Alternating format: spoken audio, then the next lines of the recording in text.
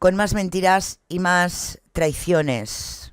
Porque para mí, este tema, en concreto, es otra de las traiciones que se le están haciendo bajo mano, ¿no? Bajo mano. Nos vamos con el señor Alvise Pérez. Este no tiene límites. No sé ni cómo explicaros. Los límites insospechados, vamos a llamarlo, del señor Alvise Pérez, que prometió trabajar para el pueblo, ayudar al pueblo. ¿Cuántas cosas prometió Chad? ¿Cuántas? Él era el salvador del mundo, ¿no? Pero en este canal siempre decimos lo mismo, ¿no? Nosotros nunca nos enteramos de nada, ¿verdad? ¿O no? ¿O nos enteramos de todo? Bueno, vamos a por ello. Y no sé siquiera cómo explicaros lo que el señor Alvise ha hecho hoy. Vamos a ir por partes, como siempre hacemos, ¿no? Vamos a ir por partes, como siempre hacemos. Porque este tío, yo creo que es el tío con más cara que espalda que he visto en mi vida. Vamos a ver la verdad. Vamos a ver las reacciones de Alvise a las informaciones publicadas. Vamos a ver sus 1000 caras. Y vamos a ver la realidad del señor Alvise, como nos gusta en este canal.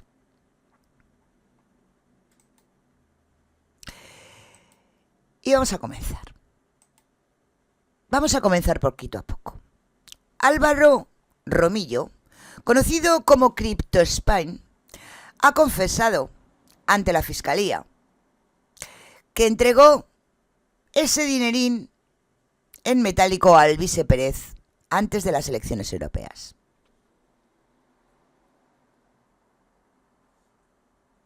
Tal cual. Hablamos de qué ocurrió en las manifestaciones del 6F, ¿recordáis? Y de lo que te pillamos, señor Alvise.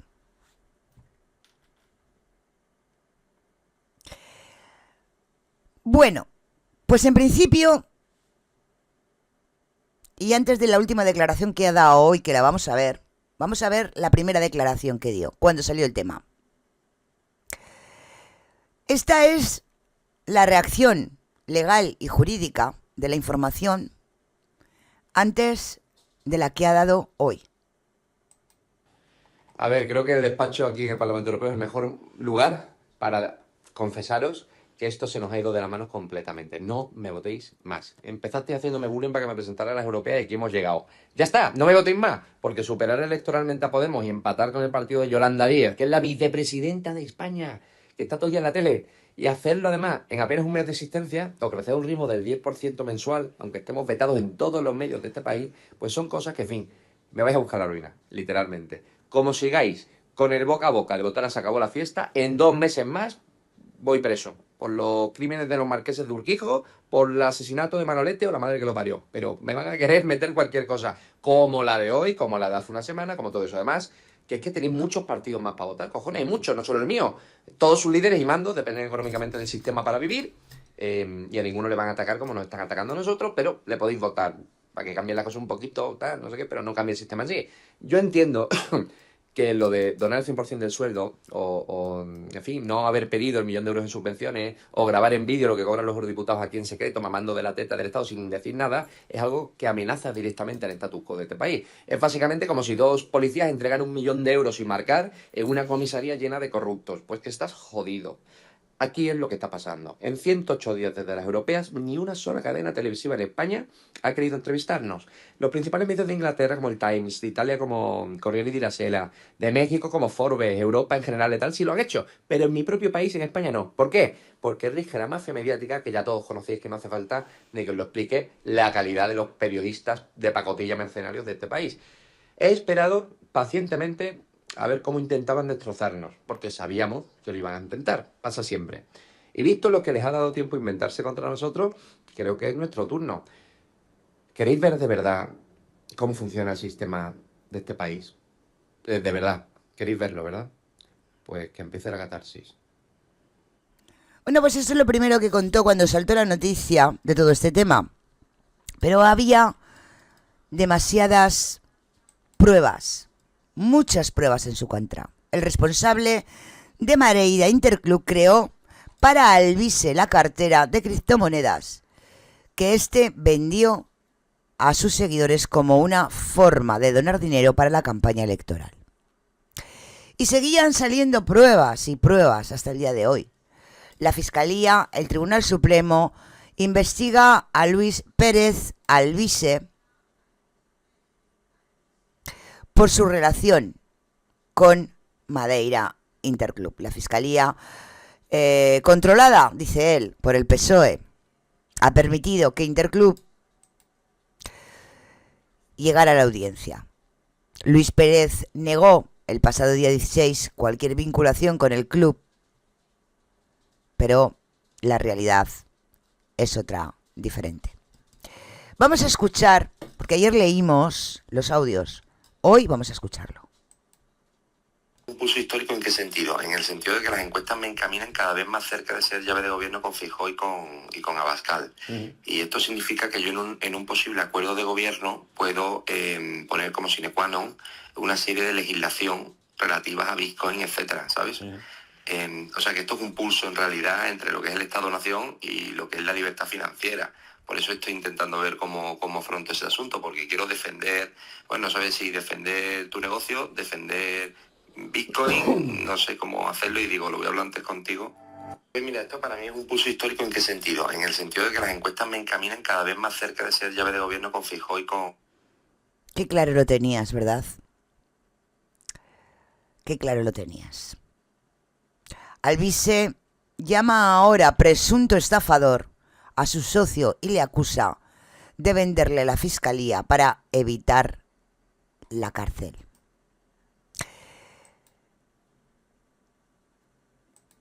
Eso es lo que nos cuenta ahora Alvise, aunque luego vais a escuchar algo que no sé si tenéis claro o no sé si realmente os imagináis lo que ha contado, lo que les ha contado a sus adeptos. Aquí tenéis. Impresionante lo de Alvise. ¿Alguna vez has pensado en el poder que tienen? El eurodiputado dice que aceptó el dinero como autónomo y en concepto de pago de servicios sin factura, dice el tío.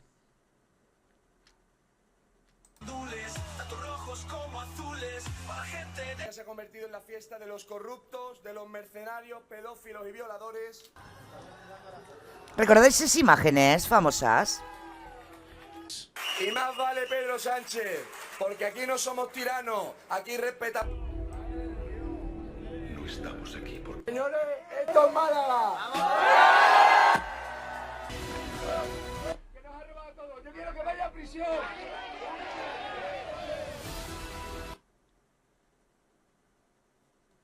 Si estamos aquí es porque no... Periodistas mercenarios. ¿Alguna vez has pensado en el poder que tienen? Pues lo que decimos, ahora nos suelta esta lindeza. 12 y 6. Publicidad, publicidad.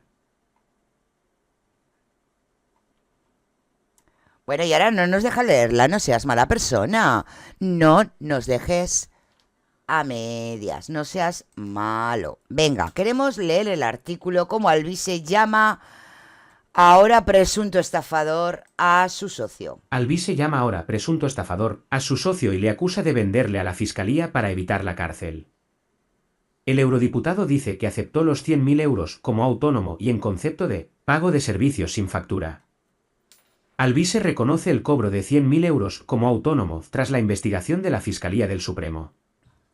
Hace 2 semanas, Alvise Pérez negaba haber recibido fondos de Madeira Invest Club.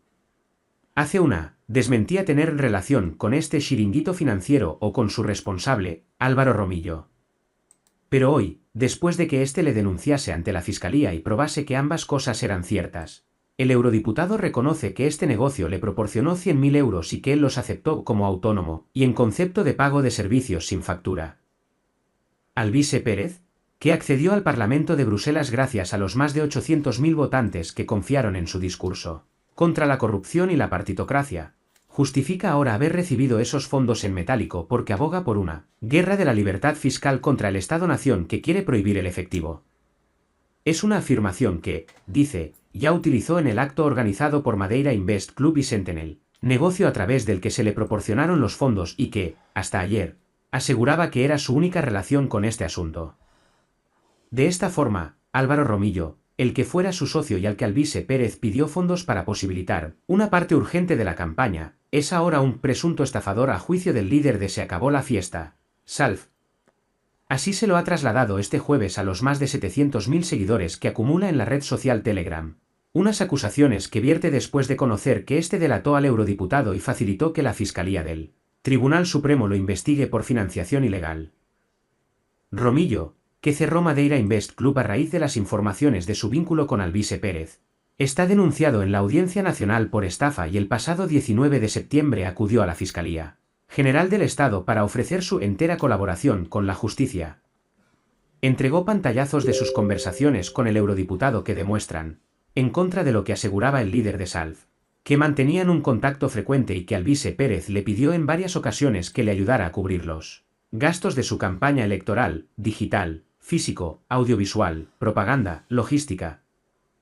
El eurodiputado ha reaccionado a las informaciones cargando contra su ex socio y acusándole de pactar con la Fiscalía para evitar que se solicite prisión preventiva por fraude.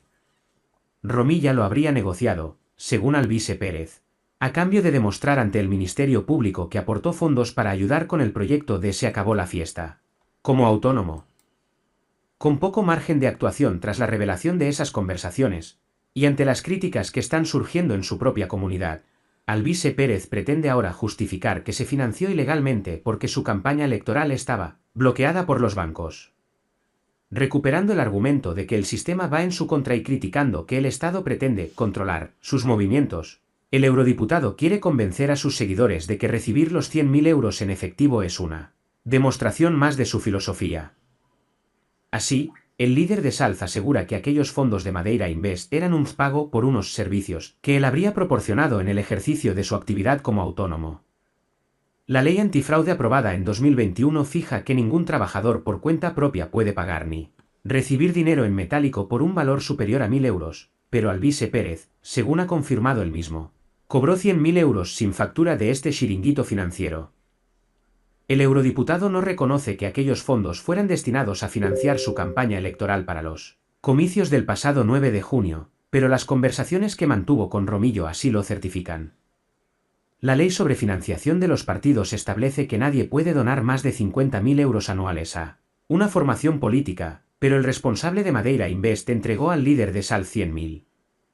Alvise Pérez ha apuntado que la Fiscalía le investiga por utilizar ese dinero para regalar 5.000 camisetas y gorras, pagar los vehículos de campaña, hoteles y vuelos, o imprimir las 2 millones de papeletas que repartió por todo el país, enumerando así algunas de sus acciones más populares y cuestionando que éstas se puedan considerar gastos electorales.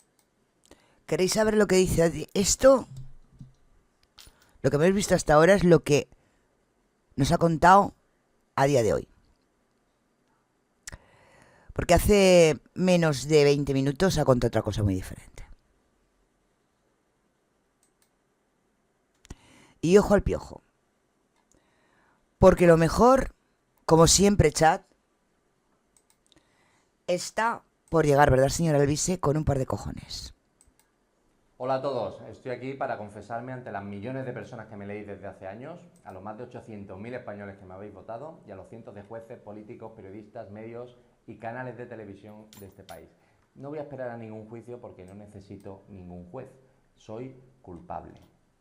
Culpable como autónomo que ha cobrado en efectivo un trabajo del que luego el Estado me saquea más de la mitad. Culpable de ejercer legítima defensa contra el terrorismo fiscal del Estado. Y os estoy diciendo esto a la cara, no porque me sienta obligado, ni sea especial, porque no lo soy. Somos millones de trabajadores esclavizados a impuestos en este país y que a veces cobrar una actividad legal de quienes no hacen factura es muchas veces la única salida que le queda a los trabajadores españoles. Os estoy diciendo esto a la cara porque ya es hora de decir lo que pocos se atreven a decir en voz alta, y es que Hacienda es una mafia donde un inspector de Hacienda cobra más que un magistrado del Supremo y que este sistema criminal, amigos míos, está roto.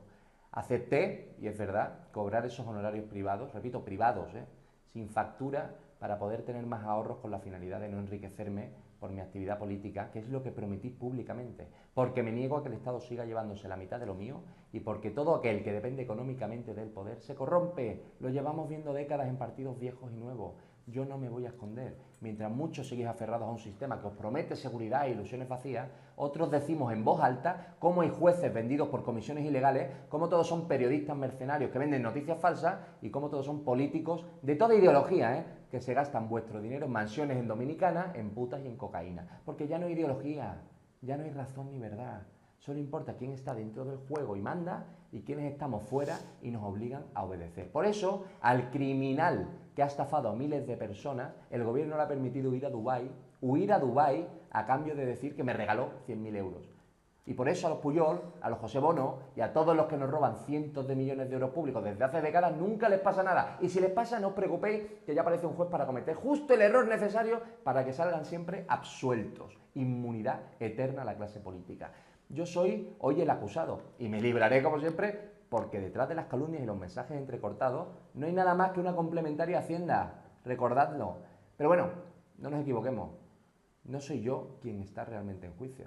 Lo que está en juicio es el sistema mismo. Este sistema que se aprovecha de vuestro miedo para condenaros a una vida de mierda, a un sueldo de mierda, a un alquiler de mierda y a una vida sin futuro. Porque los políticos son meros títeres. Yo mismo, como eurodiputado que soy un títere. Se supone que represento a más de 800.000 españoles y no decido nada. El Europarlamento ni siquiera legisla y tenemos casi 60.000 euros al mes. Cada ley, cada norma, cada regla está diseñada por gente que no hemos votado ni elegido nadie y que no trabajan para protegernos a nosotros, sino para proteger el poder de unos pocos lobbies que controlan toda Europa. Me llamarán los medios corruptos, manipuladores, etcétera, por una factura sin IVA. Pero díganme, ¿quién de ustedes no ha hecho concesiones, pequeños sacrificios de moral para llegar donde está? ¿He cobrado por mi trabajo sin factura? Sí. Es que esa es la verdad. Me niego a esconderme detrás de mentiras, promesas vacías y de la típica sonrisa falsa del político de turno. Pero la justicia en España es una ilusión, es un espejismo diseñado para que la gente crea que algún día podrán cambiar algo si votan al partido correcto. Por eso encarcelan a un anciano que defiende su casa como Pepe Lomas, por eso subsidian a ilegales que parasitan las ayudas sociales y por eso criminalizan a gente valiente como Desocupa, mientras protegen a los miles de ocupas que dejan en la calle a los que llevan años trabajando para pagar sus casas. Casas, por cierto, que empezaron a pagar en una época en la que al menos la gente alcanzaba a pagarse una, porque hoy eso es ya imposible. A mí, y lo voy a decir a las claras, me importa 3 cojones que la gente me vote o me deje de votar. Pero no voy a pasar por la política amordazado solo porque el sistema te quiera rico y obediente. Me niego. La independencia del sistema es precisamente lo que hará que consigamos acabar de una vez con este sistema corrupto. Nos vemos el domingo para el segundo sorteo de mi sueldo público en albisecumpliendo.com y os voy a pedir algo. Todo impuesto que podáis evitar pagar, no lo paguéis. Que se acabe la fiesta. Mientras... ¿De verdad queréis que os dé mi opinión? No paguéis impuestos para que yo siga siendo un estafador. Ya lo avisamos, como decía por ahí, he visto a nuestro compañero Nostra. Marcos, lo avisamos, ¿verdad? Hay que tener cara, hay que tener jeta. Ahora eso sí, quien le ha hecho el discurso, ole sus huevos, ¿eh? Ole los huevos de que le han hecho el discurso a el estafador. Tú sí, hijo mío, tú sí que vales. Con un par de huevos a darle vueltas a un tío que se queda 100.000 euros mientras te da las migajas. A un tío que te deja aquí pagando impuestos, ahora eso sí, no los pagues tú. No vaya a ser que te hagas pobre.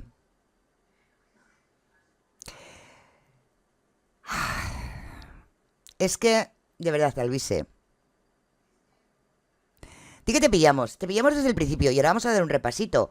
Porque no me voy a cansar de decir la verdad. Espero que te metan en la cárcel. Cara de hormigón. Ladrón, estafador, con un par de huevos viviendo de la gente y aún encima ya cometes el delito tú para ver si te meten a ti. Sí, aparte. Si ahora lo vamos a ver. En cripto se ha estafado 600 millones de euros, sí, en la... con su amigo. Pero es que, ojo, también lo ha publicado, aquí lo tenemos, que le han mandado a Dubai para que lo venda él. No, es igual que cualquiera de nosotros que dice, va, no hago esta factura de 100 euros o 200 euros. No, señor Alvise, no confunda. No confunda supervivir a robar. No confunda supervivir a traicionar. No lo confunda. Pero es que nosotros sabemos quién es, lo hemos repetido muchas veces y lo vamos a volver a repetir. ¿De dónde ha salido usted? Se te acabó la fiesta, se te acabó a ti. Porque desde luego, el que te siga siguiendo es muy tonto. Muy, pero que muy tonto. Mucho. Disidencia controlada al más puro y claro tipo. Hazte oír, ¿recordáis? Hazte oír. Todo empezó ahí. Todo empezó en Hazte oír. Ahí empezaste, ¿verdad, Alvise? Ahí. Y luego seguiste por lo más grande. ¿A que sí? Todos hemos visto quién eres, dónde eres y de dónde vienes, ¿verdad, señor Alvise? ¿Con quién te juntabas? Ayer lo dimos otra vez. ¿Con qué tipo de políticos hacías migas? Y nosotros no nos vamos a cansar de decirlo, ¿verdad? Hazte oír directamente relacionado con el yunque, desde donde tú has salido. ¿Qué es el yunque? El Yunque, un secreto a voces. Asociacionismo católico. Esta organización secreta mexicana se introdujo en España con la financiación de Ruiz Mateos y fue desenmascarada hace una década por el actual obispo de Jerez. Ahora, a través de su influencia en el lobby internacional Citizen Go, está más fuerte que nunca. En el año 2001 un joven abogado de 28 años, licenciado en el ICADE, había abandonado una prometedora carrera primero en American Express y luego en Garrigues para pegar un volantazo a su vida. Ese año fundó con unos amigos una organización que se llamaría Hazte oír. Su nombre era Ignacio Arzuaga. Escribieron en su página web: nacemos para defender los derechos humanos desde la concepción hasta la muerte natural. Es decir, no al aborto, no a la eutanasia. Con el tiempo no iba a ser una organización más de fuertes convicciones católicas como tantas había. Iba a ser la número 1. Por entonces gobernaba Aznar. Arzuaga encontró un aliado potente en el PP en la figura de Jaime Mayor Oreja, que acababa de dejar la cartera de Interior para convertirse en candidato al Endacari, donde lograría elevar a su partido a segunda fuerza, por detrás del PNV y por delante del PSOE. Aparte de compartir veraneos en Cádiz, Mayor Oreja en Zahara y Arzuaga en Conil, ambos tenían objetivos similares. Para Mayor Oreja el aborto era propio de bolcheviques y la eutanasia forma parte de las viejas recetas de los totalitarismos que han asolado Europa. Mayor Oreja abriría las puertas del PP más conservador a Arzuaga y Arzuaga le correspondería en 2010, otorgándole el premio Hazte oír. El inesperado triunfo de Zapatero en 2004 dio nuevas alas al grupo de Arzuaga. A partir de 2005 su encendida oposición a las políticas aperturistas en materia de libertad sexual harían muy popular a la organización entre la derecha más católica y en la iglesia del cardenal Rouco Varela. Ignacio Arzuaga, escoltado por los Mossos en Barcelona para protegerle de los manifestantes que protestaban contra la presencia de uno de sus autobuses propagandísticos en 2017. Ya por entonces no se sabía bien cómo se financiaba. Arzuaga explicaba que los gastos eran sufragados exclusivamente por aportaciones y donativos de sus socios. No había nadie detrás de Hazte Oír más que ellos mismos. Lo cierto es que contaban con más medios que nadie para su cruzada contra la asignatura de educación para la ciudadanía, el matrimonio homosexual o la reforma de la ley del aborto. Arzuaga sacaba, no se sabía de dónde, a miles de jóvenes a la calle envueltos en banderas españolas que se prestaban a rezar por los pecadores, Como especialmente por las mujeres que acudían a las clínicas abortivas. Lo hacían en sus puertas. Su éxito convenció a buena parte de las autoridades eclesiásticas y se pudieron ver imágenes sorprendentes de obispos detrás de pancartas. El momento cumbre de Hazte Oír se produce en 2010 cuando el Centro Howard, fundado en la ciudad americana de Radford en 1997 por Alan C. Carlson, un activista en favor de la familia tradicional que ha escrito numerosos libros contra las desviaciones sexuales y el feminismo, le encarga organizar el Congreso de Familias en Madrid. Arzuaga asumió el encargo como un reto bastante costoso. En 2012 en el Palacio de Congresos de Madrid el encuentro fue un absoluto éxito y contó con ponentes estrella como el obispo de Alcalá de Henares, Rey Pla, cuyo mandato estuvo repleto de polémicas, como cuando vinculó el aborto con el Holocausto, o, de nuevo, Mayor Oreja con su discurso apocalíptico. En las conclusiones se abogó, entre otras cosas, por el regreso de la mujer al hogar, lo que se desarrollaba en la ponencia Autenticidad de la Mujer, redescubriendo la vida en el hogar. Tras aquella convención el ministro del Interior de Rajoy, Jorge Fernández, supernumerario del Opus Dei, declaró a Hazte Oír asociación de interés público. Esto suponía exenciones de impuestos y desgravaciones fiscales de un 75% para sus donantes. Si en 2012, No, mejor no el año pagamos del Hacienda, encuentro, ¿verdad? ya declaró ingresos por valor de Mira que lo 1,6 se aprendió millones, bien, chat. en apenas un par de años los aumentaría por encima de los 2,6 millones. Hazte Oír se había revelado como un saneado negocio. Pero mientras todo esto sucedía, algo se estaba moviendo en la iglesia. Hazte Oír realizaba parte de su labor en parroquias, como era el caso de la de Jerez bajo el mandato del obispo José Mazuelos, un sevillano que fue médico antes que obispo y que abanderaba el argumentario de la Conferencia Episcopal contra el aborto.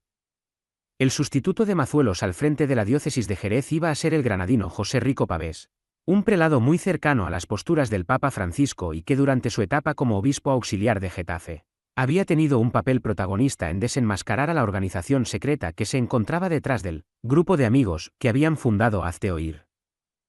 Las primeras alertas habían llegado por parte de asociaciones vinculadas al conservadurismo católico como el Foro Español de la Familia, los profesores de educación y Persona o Red Madre. Estaban alarmados al haber descubierto las fórmulas de captación que algunos de los miembros más jóvenes de Hazte Oír estaban realizando con adolescentes de clase acomodada que iban a colegios religiosos. Hablaban de una especie de secta que practicaba ritos iniciáticos, organizaba campamentos con ejercicios pseudomilitares o alentaba el flirt-facing, captación a través del ligue en lugares de ocio. Había simbología y uniformes que, desde luego, no eran los de los Boy Scouts. Todo a espaldas de los padres. Y no reclutaban para Hazte Oír. Era otra cosa. Entre todas habían elaborado un informe en el que aparecía el nombre de algo de lo que apenas se había oído hablar hasta entonces, Yunque. Una organización secreta mexicana.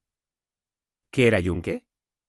Yunque no era una organización conocida en España, pero sí en México, donde se habla de ellos con naturalidad desde hace décadas y cuenta con alcaldes y gobernadores. Nació en la Universidad de Puebla a principios de los 50. Sus miembros se consideraban herederos de los cristeros, una guerrilla que a finales de los años 20 del pasado siglo había mantenido una lucha contra el ejército de la revolución que había despojado a la Iglesia de sus bienes y prohibido el culto fuera de los templos. El objetivo de Yunque era imponer la ley de Dios en la tierra. Es decir, una teocracia. Igual que el islamismo radical. El Yunque tuvo desde el primer momento la intención de influir en la política. El reino de Dios sí era de esta tierra. Su influencia fue creciendo hasta encontrar su máxima expresión durante la presidencia de Vicente Fox, del Partido Conservador PAN, que por primera vez derrotaba al eterno PRI. Sin embargo, no ocurrió nada especial. Los del Yunque ocuparon sus cargos, no declararon el reino de Dios en la tierra y, más o menos, hubo la misma corrupción de siempre. Todo lo que hay que saber sobre el yunque en México se encuentra en el libro que escribió el exalcalde de Puebla, Luis Paredes, militante del yunque durante 3 décadas, Los secretos del yunque. Historia de una conspiración contra el Estado mexicano. El yunque se empezó a internacionalizar por España a principios de los 70. Lo pudo hacer gracias a las donaciones del empresario roteño José María Ruiz Mateos, como ha reconocido el que fue su abogado durante 30 años, Joaquín Ibancos. Si bien Ibancos afirma que el fundador de Rumasa aportaba a los mexicanos dinero, pero sin saber muy bien quiénes eran. Simplemente se presentaban como una asociación católica y eso a él le bastaba. Quizá no fuera tan inocente como expresa Ibancos. El yunque había llegado a España con un objetivo evangelizador. El mayor estudioso del yunque, el periodista mexicano Álvaro Delgado explica en el podcast Dios, Dios, Patria, Yunque que, sus miembros veían a España como la civilización que nos trajo la cristiandad y ahora era el momento de hacer el camino de vuelta ante la falta de valores de Europa. La España de Franco era su modelo a seguir con su nacionalcatolicismo y su anticomunismo. Pero cuando algunos de sus fundadores llegaron a España se encontraron con que aquí ya había un yunque, el Opus. La diferencia era que el Opus estaba a favor de una suave transición democrática tras la muerte de Franco y de la integración en Europa. Al contrario que el yunque, el Opus no era una organización secreta y tenía los parabienes del Vaticano. Durante 2 décadas la sucursal española de El Yunque fue una célula durmiente que transitaba por algunas universidades católicas como ICADE o San Pablo e iba reclutando un pequeño grupo de estudiantes esperando su momento. Según Delgado, su hombre en España era Miguel Ángel López Zabaleta, un mexicano nacionalizado español de carácter adorable. Más tarde tendría como tarea en Hazte Oír captar socios. La conexión. Volvemos a 2010, 2 años antes del Congreso de las Familias. Es cuando José Rico, el hoy obispo de Jerez, encarga por orden de la Conferencia Episcopal que se elabore un informe sobre la infiltración de El Yunque en organizaciones como Hazte Oír. Había otras en las que el yunque también estaba presente, pero ninguna se encontraba tan cerca de la Iglesia como esta. La persona designada para hacer el trabajo fue el profesor de filosofía y miembro de la organización católica, Profesores Educación y Persona Fernando López Luengos. Recopiló 39 testimonios de desertores del yunque. La tarea era complicada porque su juramento les prohíbe reconocer su pertenencia. Aquel trabajo se llamó el Transparente de la Catedral de Toledo. Y fue entregado como documento clasificado a los obispos. En él se demostraban conexiones entre la organización secreta mexicana y la organización española de interés público Hazte Oír. El documento se filtró. Había caído en manos de un profesor de religión que se lo enseñó al padre de uno de sus alumnos que había sido reclutado por el yunque. El padre, un miembro de Hazte Oír que estaba indignado con lo que él llamaba secta, decidió entregarlo a la prensa. Los nombres de españoles de El Yunque aparecieron en El Confidencial en 2014. Arzuaga reaccionó de manera impulsiva. Demandó por un delito contra el derecho a la intimidad a López Luengos. Y fue en aquel juicio en el que los testigos de Luengo dieron las claves. Especialmente rotundo fue el testimonio de Victoria Oroz, una médico forense que había estado casada con Luis Losada, periodista de Intereconomía. De México les venía dinero para sufragar gastos. Y además las personas de El Yunque o sus cónyuges pagábamos una cuota. Por eso dejé de ser socia de Hazte Oír cuando me casé. Porque me dijo Luis que le diéramos la cuota directamente a El Yunque por medio de otra asociación llamada GK Chesterton, a la que dábamos todos los meses 175 euros. Había además cuotas extraordinarias. Losada dijo que su exmujer había mentido por despecho y negó su pertenencia a El Yunque. La sentencia absolvió a López Luengos y en el juicio se acreditó la pertenencia al yunque de varios responsables de Hazte Oír, entre ellas Arzuaga, algo que Arzuaga nunca ha reconocido porque no puede hacerlo. Porque las organizaciones secretas son secretas, no existen. Pese a ello, esa sentencia daba por probada la conexión. El propio obispo Rico resumió cuál era su pensamiento sobre estas organizaciones tras toda aquella tormenta en una entrevista con La Voz del Sur. El Evangelio no llega porque utilicemos los medios de los poderes de este mundo, sino porque tenemos la inocencia recuperada de un niño para comunicar una alegría. Tras aquello la Iglesia y el PP marcaron distancias con Hazte Oír. Todo esto no significó el final de Hazte Oír, todo lo contrario. Arzuaga redobló la apuesta con la expansión internacional de su empresa, a través de Citizen Go, un lobby de escala europea que dice contar a día de hoy con 1.300.000 socios. Su director, Álvaro Zulueta, se congratula del éxito de su cabildeo. La realidad es que el éxito que estamos obteniendo es espectacular. Si pedimos que se vote, no, en el Parlamento Europeo conseguimos que se vote, no. Sentada estudiantil para recibir el autobús de Hazte Oír en Sevilla en 2017/diagonal Eduardo Briones. Mientras, Hazte Oír encontró en España nuevos motivos para sacar a pasear sus autobuses tuneados con impactantes lemas. Muchas veces la repercusión no estaba en su convocatoria, sino en reacciones violentas que les daban más cancha en los medios. En Sevilla, en 2017, al autobús que hacía campaña contra las infancias trans con el lema "Los niños tienen pene, las niñas tienen vulva" le llovieron huevos y piedras. La policía detuvo a 9 jóvenes que participaron en la protesta y Hazte Oír pidió para ellos 12 años de cárcel por delitos de odio. La Fiscalía consideró que año y medio por desórdenes era suficiente. En Cádiz, al responsable de Hazte Oír, el isleño Pedro Mejías, le estamparon la pizarra de un bar en la cabeza en otro acto con el mismo autobús. Ahora Mejías no está en Hazte Oír y es portavoz de Actúa Familia, otra asociación que se autodefine provida. Que es un movimiento fragmentado en millonésimas piezas, pero que ninguna alcanza el escaparate de Hazte Oír ni cuenta con una nómina de donantes de su nivel. Entre ellos, según reveló una filtración de Wikileaks, se encuentran algunos ejecutivos de las principales empresas del país. De Andalucía han salido 2 de sus figuras más relevantes, lo que no significa que tengan nada que ver con el Yunque, un ente que algunos consideran un mero bulo de la izquierda pese a que los primeros en denunciar su existencia fueron periodistas muy vinculados a la derecha como Federico Jiménez Los Santos o Carlos Dávila. Uno de ellos es el catedrático de Filosofía de la Universidad de Sevilla Francisco José Contreras. Contreras obtuvo el premio Hazte Oír en 2014, y posteriormente, pasó a formar parte de su junta directiva, cargo que abandonó para ser diputado por Vox en la anterior legislatura. El otro es el consultor gaditano Agustín Rossetti Cózar, que reside en Madrid. También ha sido miembro de su junta directiva.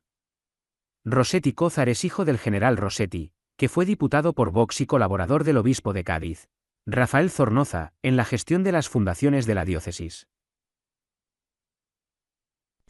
Ahí está. Y sobre todo recordamos, ayer lo vimos, ¿con quién se juntó este señor? Con Álvaro Uribe, con todo lo que tiene que ver con la crème de la crème de los cárteles de Colombia. Ese es el señor Alvise Pérez. Pero para terminar la historia, vamos a escuchar lo que nos dice alguien sabido de todo el tema de las cripto. ¿Qué pasó? ¿O qué podía haber pasado con este señor que ahora dice que le ha dejado un escape a su socio, el gobierno, para que hable contra él? Conocido popularmente en las redes por haberse convertido en un tío que te ayudaba a eludir impuestos, ¿vale? Eludir, que no es un delito, ¿de acuerdo? Entonces, claro, ha tenido mucho éxito en las redes y de las campañas de elusión, pues ha ido subiendo el nivel, se han ido haciendo un club de inversión, se ha ido haciendo... Y la verdad que cada vez hay... Ojo, que no está hablando de lo mismo que era el piste, ¿eh? Lo que está diciendo es que su socio enseñaba a través de las cripto a eludir pagar Hacienda aquí en España. No lo que ha hecho Alvise, que es distinto. ido eso a más. Y bueno, entonces ya en él organizó el Madeira Invest Club, y en el Madeira Invest Club pues tú entrabas, ponías dinero y tenías un retorno, ¿de acuerdo? Entonces, claro, los tíos son buenos invirtiendo, se ha ido corriendo la voz y han ido entrando la gente y ha ido entrando y la gente ha ido poniendo un pastizal, ¿vale? Entonces, de la noche a la mañana, ¿qué es lo que ha pasado? De la noche a la mañana, lo que ha pasado es que, por lo visto, porque yo de las noticias, es que me mandan las noticias y literalmente no me creo nada, no me creo absolutamente nada, pero bueno, la lees por encima y sabes de qué va. Parece ser que la CNMV ha puesto una denuncia, que si patatín, que si patatán. Total, que les han cerrado, les han congelado todas las cuentas. Y al no tener cuentas bancarias con las que trabajar, parece ser pues que no pueden continuar. ¿Cuál era una de las principales características al invertir en el MIC? Pues una de las principales características era que no se pedía KIC, ¿de acuerdo? Entonces, claro, había muchísima gente de mucho poder, muy enfadada y muy cabreada. Porque claro, cuando tú no haces el KIC, que es obligatorio para tenernos a todos bien controlados, y Luis no lo hacía, y a mí me parecía genial. Entonces, ¿qué pasa? Lo que pasó fue que hicieron el MIC 1, el MIC 2 y el MIC 3. En el MIC 1 hicieron una acaparación de capital, la gente invirtió y hubo unos retornos cojonudos, impresionantes. En el MIC 3, en el MIC 2 también pasó, y luego en el MIC 3, pues ya aquello era el remate del tomate. Aquello, yo fui invitado y hostias, y la verdad que fue alucinante. Yo estaba por allí, fue en el hipódromo de la Zarzuela, estuvo muy guay. Había unos canapés, había allí unos coches de lujo, había allí después la charla que se dio. Y se dio la charla y se explicó todos los rendimientos y todos los retornos que estuvieron en el MIC 1 y en el MIC 2. Y después se explicó cómo se iba a hacer el MIC 3. Entonces, claro, como yo me dejé de ver por allí, mucha gente me saludó y mucha gente ahora que entró me está contactando para preguntarme, ¿no? Y entonces yo ahí es donde estoy dando los toques de balón y estoy tomando conciencia de qué es lo que puede haber ahí, ¿no? Y entonces yo ahora voy a dar mi opinión, ¿vale? Bueno, más o menos nos hemos enterado de qué es lo que hay en el Club Madera Invest Club, ¿no? Era un club, tú ponías dinero y se te retornaba un capital y había unos retornos cojonudos, ¿no? Había unos retornos cojonudos. Entonces, bueno, yo cuando estuve allí, pues yo los rendimientos que yo veía del 50, 55%, del 40%, joder, a mí me parecía mucho, ¿no? A mí eso me parecía demasiado, ¿no? Y entonces incluso yo estando allí con la gente, hubo gente que me decía, esto es una estructura piramidal, hay que tener mucho cuidado aquí, hay que tener mucho cuidado aquí. Pero también tengo que decir que al mismo tiempo que la gente me decía eso, también yo he estado investigando y realmente las inversiones eran buenas inversiones, se vendían las historias, o sea, había ahí un rendimiento. Entonces, llega la CNMV, pone su denuncia, pues la autoridad competente chapa las cuentas y entonces de la noche a la mañana desaparecen la página web, desaparecen los grupos de Telegram, desaparecen las obras, desaparece absolutamente todo y evidentemente del dinero no se sabe nada. Del dinero no se sabe nada, ¿vale?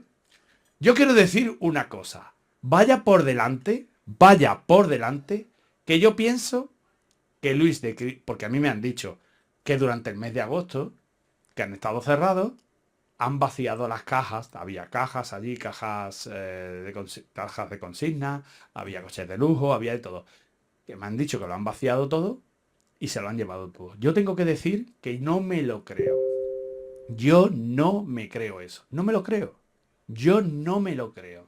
Tengo que decir que yo no me lo creo. Yo quiero confiar en que yo tengo mis dos teorías que a continuación las voy a contar y me quedo con la segunda. La primera es la más rocambolesca, pero que también tiene su lógica. Y la segunda es la que yo más creo. Yo os lo voy a contar los dos. Pero vaya por delante que yo no me quiero creer que el tío se ha metido la mano en la caja y ha cogido y dicho, vámonos de aquí y hasta luego, Lucas. Mentira, yo eso no me lo creo. Entonces, bueno, también tengo que decir que yo como vi aquellos rendimientos tan abultados, bueno, yo pues vamos a ver, yo allí tomando los canapés con la gente, yo hablaba y decía, mira, este tío con lo que está haciendo, joder, es que aunque se pierda el capital, por lo menos hay que apoyarle, tío, ¿no? Es lo que yo opinaba, ¿no? Porque la verdad que el tío ha abierto un melón muy interesante, ¿no? Ha abierto un melón muy interesante, ¿no? Entonces, claro, el tío estaba muy expuesto, no le podían meter mano por ningún sitio, por lo que se ve, no se le podían meter mano, pero claro, ¿dónde pegó el patinazo? El Escuchamos. patinazo lo dio en el MiG 3. En el MiG 3 estaba Alvise. Y Alvise estuvo hablando y estuvo allí haciendo su campañita, ¿no? Luis de Crypto Spain estuvo, después cuando él habló, él lo dejó bien claro, que él no le había aceptado a regañadientes, que a él no le había gustado que Alvise hubiese estado allí. Pues mira, pues por Alvise creo yo que ha sido por donde lo han enganchado. Porque después se han detectado una serie de transacciones con unas billeteras y se relaciona con Alvise y con la historia. Entonces yo creo que por ahí le han tirado. Y Alvise, bueno, buscaba ser eurodiputado para tener inmunidad, pero todos tenemos que acordarnos de que hace un año y algo, una eurodiputada polaca la pillaron con bolsas de dinero en el coche a la puta calle. O sea que de inmunidad total, no. Algo, si te pillan en un delito flagrante, entonces, Alvise, ¿qué pasa? Alvise ha dicho ya que se va a presentar a las elecciones en España y entonces se lo tienen que cargar, se lo van. Bueno, pues ahí lo tenemos. No tiene nada que ver, o no tuvo nada que ver, la inversión que iba por un lado y la forma de hacer la inversión, que era una manera de que la gente no pagara Hacienda, a coger dinero en mano de alguien y darse el piro vampiro como ha hecho el señor Alvise Pérez. Creo que lo tenemos claro, ¿verdad? Creo que lo tenemos lo suficientemente claro. Qué jeta tienen algunos, qué cara y qué bien se lo montan. Este se lo querían cargar porque abrió un melón, como está diciendo el compañero, que supuestamente, y yo me lo creo, al final acabaría en una piramidal, no te lo digo que no, pero por ahora estaba yendo, y metió la mano el señor Alvise, como hemos escuchado en los audios. No es cierto lo que le está diciendo, que fue el otro que se puso en contacto con él, sino él se puso en contacto con él. Alvise se puso en contacto con este. Y a buen entendedor, poquitas palabras sobran, ¿verdad? O faltan. Señor Alvise Pérez, poquitas o ninguna. Qué cosas, ¿verdad? Qué cosas. Bueno, pues ahora nos vamos con Pedro Sánchez. No. Vamos a escuchar a un compañero también. Hoy va de compañeros. Que curiosamente, va a contar algo que llevamos contando aquí mucho tiempo. ¿No? Algo que estábamos diciendo por activa y por pasiva. Y es la caída del señor Sánchez. ¿Y cómo iba a caer el señor Sánchez?